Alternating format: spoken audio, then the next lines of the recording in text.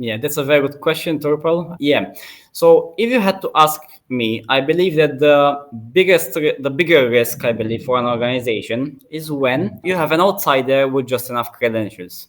Why? Reason being is that when you have an outsider with even very limited access to your systems, right? They're essentially unpredictable, right? You Yeah. don't know what their motives are. You don't know what their technical background is. You don't know what they might do to your system, right?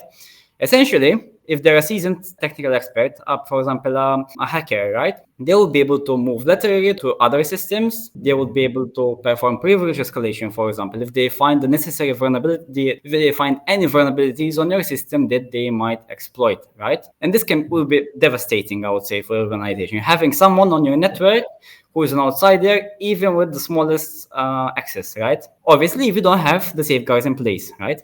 Now, if you look from the perspective of the insider with unrestricted access, even though this is not the base case scenario, because ideally you should never have unrestricted access to anyone, right? No one should have unrestricted access. Yeah. An insider is more controllable. He's more predictable.